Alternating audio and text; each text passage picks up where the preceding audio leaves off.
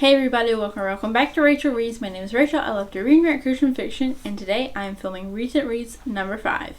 So today I'm going to be talking about 12 books that I have somewhat recently read. If you watched my last Recent Reads, I updated how I was kind of doing this just to catch up. So I'm going to go ahead and get started in the books, and I think I said that there are 12 books. The first book is Positively Penelope by Pepper Basham.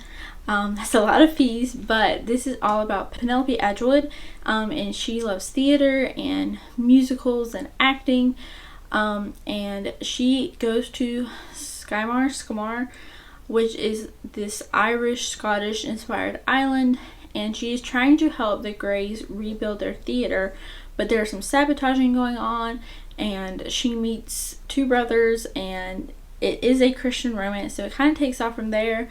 I gave this book 4.9 stars, which I rarely do. There was one kiss that was a little bit too much for me, but besides that, I really enjoyed it.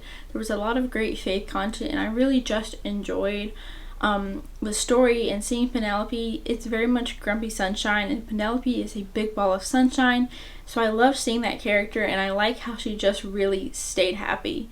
The next 3 books are part of a trilogy, and that is Every Bride Needs a Groom, Every Girl Gets Confused, and Every Bride Has Her Day by Janice Thompson. The first book I gave 4.5 stars, and then the next 2 books I gave 4.25, mostly due to just like some romance things. It is completely clean, and it is a Christian series. You can check out my Goodreads for a full content review. But it is extremely clean, and I really still enjoyed it. This is all about Katie, who thinks she's fixing to get proposed to, but her boyfriend actually takes a break and breaks up with her.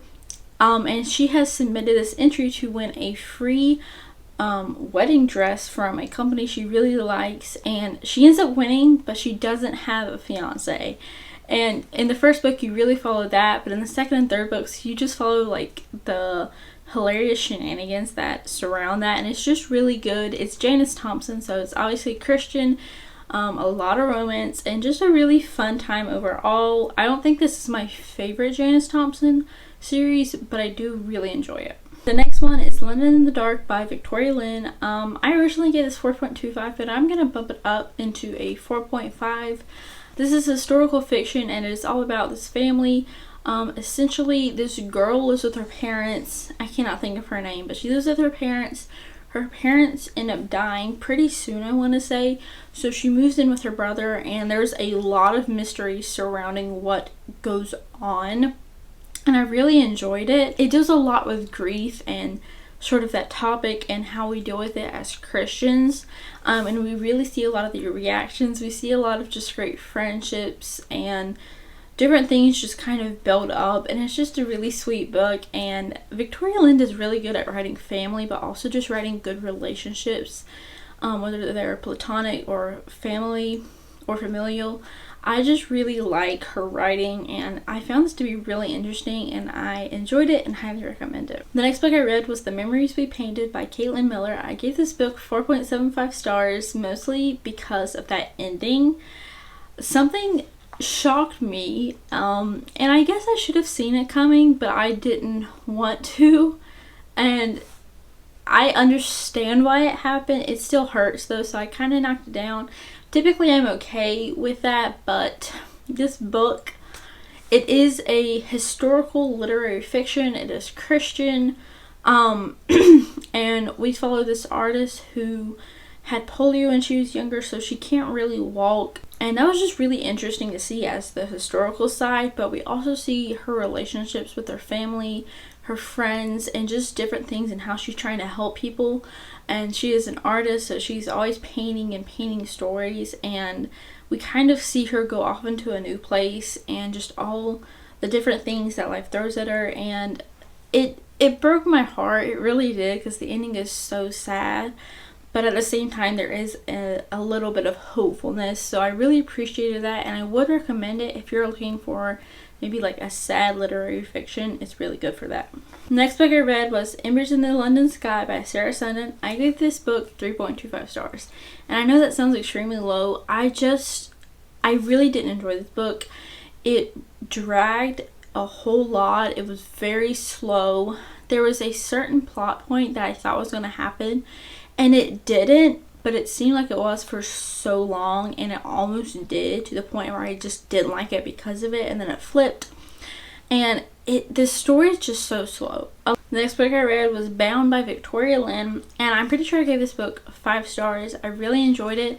This one has a lot to do with family and adoption, so if you're interested in that, I really would recommend it. There are a lot of just hardships in the families that these kids come from, because we are following 2 kids who try to run away from home, and they come from very hard backgrounds. So I do want to put that out there, that if you're kind of sensitive to maybe some family issues, I would be careful, but it's just really good. And Victoria Lynn always writes great faith content and just bringing everything back to God. I really love this story, and following the 2 kids and following, you know, just the different family aspects and just the heartbreak and the joy that we see in this story. Next book I read was Up From Dusk by Heather Kaufman. I gave this book 4.25 stars. So this book was somewhat disappointing.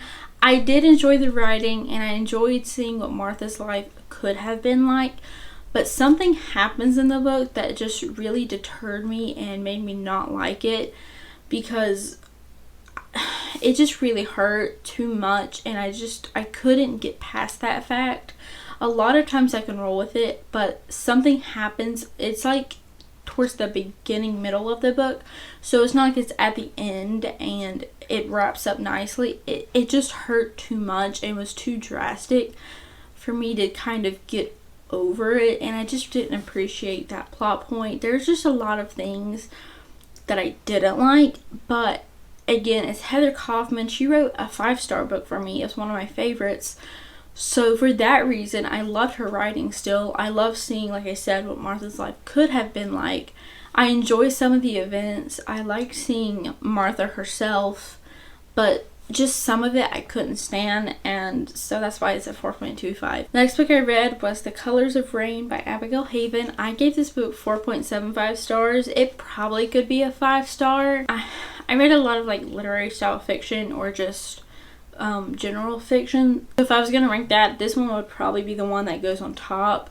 And I really loved it. It's young adult. It follows 3 characters. It's Rain, Jordan, and I think Evan. I could be completely wrong, but it follows 3 characters, and we just kind of see their story and see this girl who always has a drawing on her left hand, I believe it is, and that was just really moving and just so powerful. It broke my heart in some points, but I don't know why. I love this story, and Abigail Haven did a great job in writing in such an amazing way, but at the same time, just kind of, it's young adult, so you have that idea of, you know, they're not completely mature, but at the same time, they've gone through so much that it's just powerful. And there are some trigger warnings for, again, family issues, but I really would recommend it. It's just such a deep and touching book. The last 2 books I have to talk about today are part of a duology. I wish there was more,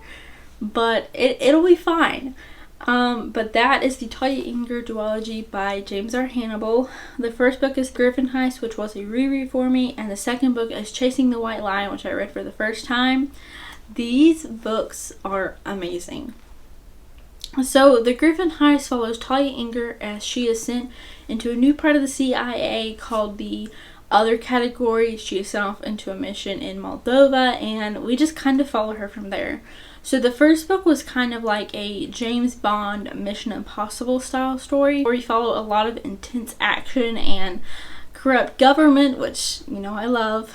And there's no major romance in the first book, and I don't think there's any in the second book either. But this first book was just, again, a reread, but it was amazing. I gave both of them 5 stars, and I truly mean that. They were just amazing. If you don't want romance, or you're okay without having romance, I really would recommend these, because there's just high action and there are great faith themes. When I went into it, it was from a Christian publisher and a Christian author, but I didn't know what to expect. And when we didn't have any romance, that was fine. So I didn't know how the faith content would roll in, but in the first book, it's really powerful. And in the second book, there's just a lot of talk about it, and we get to see some really amazing moments. So I really love it. But the second book, again, follows the same cast of characters pretty much in more corrupt government. We are following a different plot line, and we kind of see some more point of views, which made it really interesting. This one is more like Mission Impossible meets Sound of Freedom, especially the newest Mission Impossible movie. If you have seen that, it is like that and Sound of Freedom. So if you like those stories, I really would recommend checking out this duology by James R. Hannibal. I really want to check out more of his suspense books because I really enjoy these. So now for what I'm currently reading. I am currently reading Double Take by Lena Eason. I have the large print cover and it is ugly, so I'm not holding it for that reason. But I read the prologue last night and really loved it. I did see, I think, a major spoiler, so I'm kind of hoping it's not. I hope. Yeah, it's okay.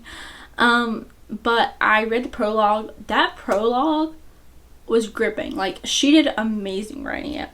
And I've seen a lot more authors kind of lean more towards the psychological thriller part of suspense recently. So I'm excited to see if that carries through. So yeah. And in my Bible, I'm still working on memorizing James. So, you know, the same thing. It's James chapter 1, which is a really great chapter. So yeah, that is all for today's video. Thank you guys so much for watching. I hope God blesses you today. I do my best to post Tuesdays at 12:30, and I'll see you next time. Bye!